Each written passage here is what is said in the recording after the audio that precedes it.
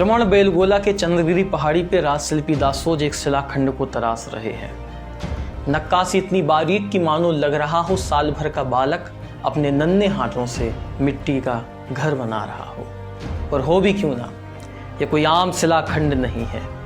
इसमें उकेरा जाना है एक पूरा का पूरा जीवन वृत्त एक साधारण से नौजवान के भारतवर्ष के चक्रवर्ती सम्राट बनने से लेकर संसार त्याग तक की वह यात्रा, जिसने न सिर्फ भारतवर्ष की वैचारिकी को बल्कि वैचारिकी के साथ साथ राजनीतिक सामाजिक परिप्रेक्ष्य को बदल के रख दिया। क्या थी वो यात्रा और कौन था वो सारथी, आइए जानते इस नए एपिसोड में।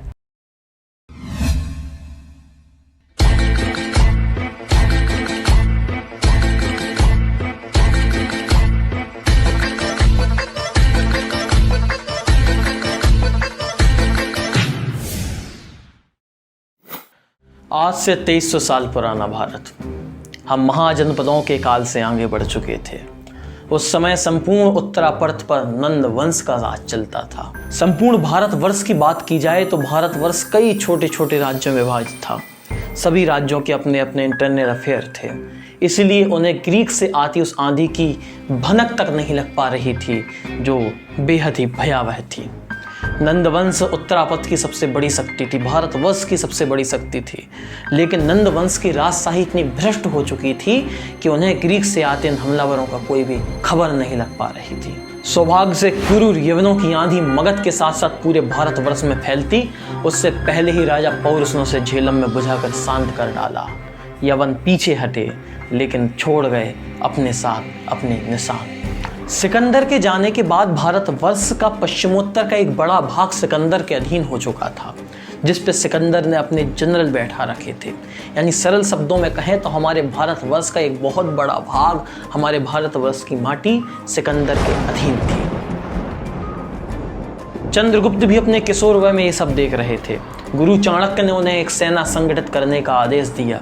चंद्रगुप्त ने अभी वनचरों आदि वन जनजातियों से एक सुसंगठित सेना खड़ी कर दी और बगावत कर दी मगध साम्राज्य के विरुद्ध। मगध पर घनघोर आक्रमण किया, लेकिन दुर्भाग्यवश चंद्रगुप्त मौर्य को पीछे हटना पड़ा। तब चंद्रगुप्त को एक बात समझ में आई कि खिचड़ी अगर बीच में से खाई जाए तो गर्म लगेगी। खिचड़ी को खाने का सबसे सच्चा तरीका यह है कि उसे किनारों से खाया जाए। इस बात से सीख लेकर के चंद्रगुप्त ने अपनी सेना को गंधार में भेजा और सर्वप्रथम पश्चिमोत्तर पे आक्रमण करके गंधार को विजित किया और गंधार से यवनों को खदेड़ा। और इसके साथ साथ चंद्रगुप्त ने इसी के साथ साथ संपूर्ण भारतवर्ष को अपने साम्राज्य के अधीन किया और संपूर्ण भारतवर्ष को एक किया। पश्चिम के इतिहासकार कहते हैं कि चंद्रगुप्त ने 6 लाख की सेना लेकर संपूर्ण भारतवर्ष को जीत लिया। प्लिनी लिखित नेचुरल हिस्टोरिया के किताब 4 के अध्याय 22 के अनुसार चंद्रगुप्त मौर्य की सेना में 6 लाख पैदल सैनिक, 30,000 घुड़सवार सेना, 8,000 युद्ध रथ और 9,000 युद्ध हाथी थे। चंद्रगुप्त के साम्राज्य की सीमा एक तरफ तो बलूचिस्तान तो दक्षिण में मैसूर, उत्तर में हिंदू कुश तो पूर्व में बंगाल तक फैली थी। शासन की सुविधा से संपूर्ण साम्राज्य विभिन्न प्रांतों में विभाजित था और इस साम्राज्य का नाम था द ग्रेट मौर्य एम्पायर। सम्राट चंद्रगुप्त से पहले हमारा भारत विभिन्न छोटे छोटे राज्यों में विभाजित था। अगर किसी ने इन राज्यों को एक करके इस भारतवर्ष का सर्वप्रथम नक्शा तैयार किया तो वो सम्राट चंद्रगुप्त ही थे। इतिहासकार बतलाते हैं कि उनके काल में जैन धर्म को बहुत उन्नति मिली।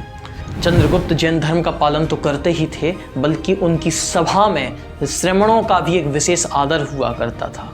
चंद्रगुप्त महान ने 22 साल तक शासन की बागडोर अपने हाथ में ली, लेकिन इतने बड़े साम्राज्य का विजेता संसार को तो जीत लिया, लेकिन अपने अंदर चलने वाले अंतर्द्वंद्वों को न जीत सका। उस समय संपूर्ण भारतवर्ष पर जैन धर्म की पताका को उत्तुंग की अंतिम स्रोत केवली भद्रबाहु जैन धर्म की प्रभावना कर रहे थे।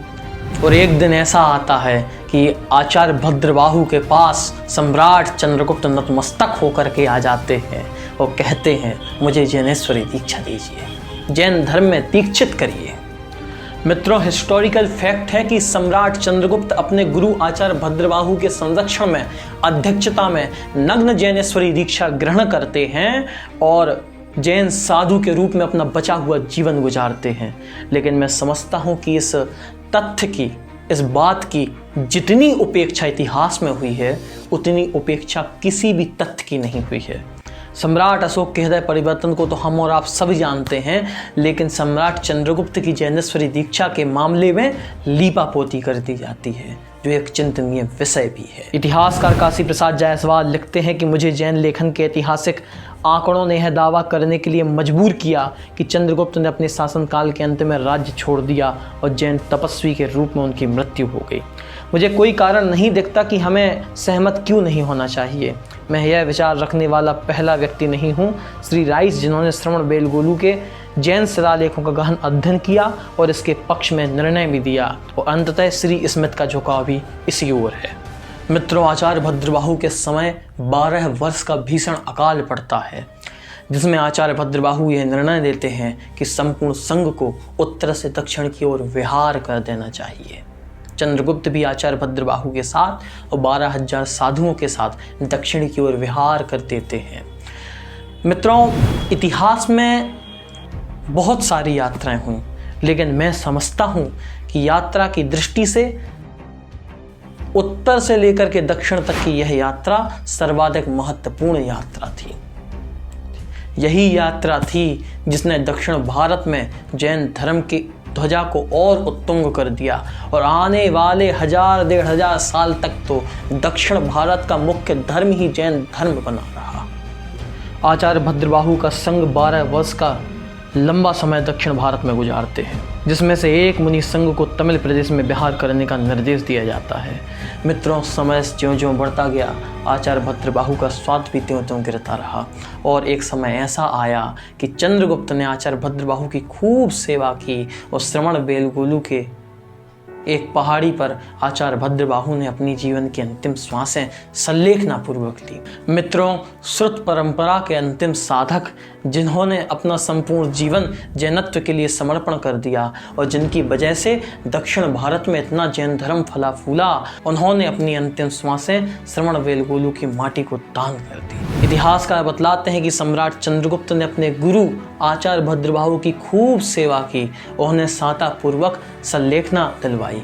मित्रों, आचार्य भद्रबाहु के मरण के पश्चात 295 ईसा पूर्व में इस महान सम्राट ने भी अपने जीवन की अंतिम श्वासें सल्लेखना पूर्वक ग्रहण की। मित्रों, सम्राट चंद्रगुप्त के अंतिम प्रयाण यानी सल्लेखना पूर्वक मरण की घटना का प्रभाव इतना बड़ा हुआ कि संपूर्ण द्रविड़ क्षेत्र के मन में चंद्रगुप्त बस गए। संपूर्ण द्रविड़ क्षेत्र की जनता के मन में चंद्रगुप्त ने अपना वो स्थान बना लिया कि जिस स्थान से जैनत्व का डंका बोल गया। अभी तो जिस श्रवण बेलगोलू की पहाड़ी पर सम्राट चंद्रगुप्त अपनी अंतिम श्वासें लीं, उस पहाड़ी का नाम ही आज चंद्रगिरी पहाड़ी है, और उस पहाड़ी पर 6वीं शताब्दी में गंग वंश के द्वारा बनाई गई एक सुंदर वसति भी है, जिसका नाम ही है चंद्रगुप्त वसति।